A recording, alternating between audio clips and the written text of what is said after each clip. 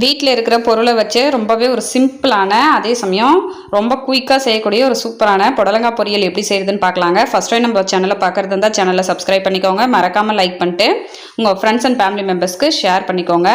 சாம்பார் சாதம், ரசம் சாதம்னு எல்லா சாதம் கூட வச்சு சாப்பிட்லாம். ரொம்ப டேஸ்ட்டாக இருக்குங்க.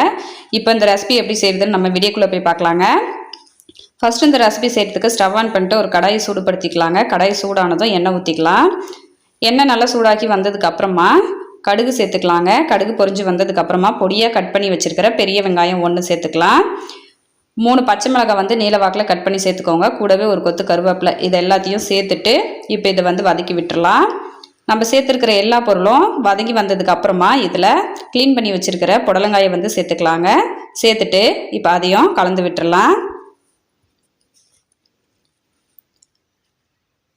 கலந்து விட்டுட்டு இப்போது இந்த புடலங்காய்க்கு தேவையான அளவு உப்பு சேர்த்துக்கலாங்க. சேர்த்துட்டு இப்போ அதையும் ஒரு தடவை கலந்து விட்டுறலாம். ரொம்பவே சட்டுன்னு செஞ்சிடலாங்க. இந்த பொரியல் ரொம்ப சீக்கிரமாக செஞ்சு முடிச்சிடலாம். அவ்வளோ ஒரு சிம்பிளான ரெசிபிங்க.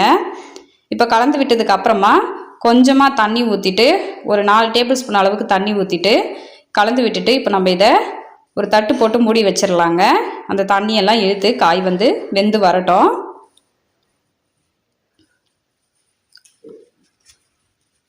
நம்ம ஊற்றிருக்கிற தண்ணி எல்லாமே இழுத்து காயெல்லாம் வெந்து வந்ததுக்கு அப்புறமா நம்ம இப்போது தட்டை எடுத்துட்டு பாருங்கள், நம்ம ஊற்றிருக்கிற தண்ணி எதுவுமே இல்லை, நல்லா ட்ரை ஆகிடுச்சு.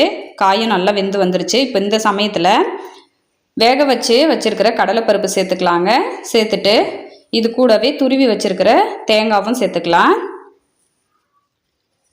இதெல்லாத்தையும் சேர்த்துட்டு இப்போ ஒரு தடவை கலந்து விட்டுறலாங்க. அவ்வளோதான், நம்ம பொரியல் ரெடி ஆயிடுச்சு பாருங்கள். ரொம்ப டேஸ்ட்டாக இருக்குங்க. ரொம்ப சிம்பிளான ரெசிபி, டக்குன்னு செஞ்சு முடிச்சிடலாம். கண்டிப்பாக ட்ரை பண்ணி பாருங்கள். டேஸ்ட் அட்டகாசமாக இருக்கும். நம்ம டைமும் அதிகமாக எடுக்காது இந்த ரெசிபி செய்ய. ட்ரை பண்ணி பார்த்துட்டு எப்படி இருந்ததுன்னு கமெண்ட்டில் சொல்லுங்கள். மறக்காமல் சேனலை சப்ஸ்கிரைப் பண்ணிக்கோங்க. Thanks for watching.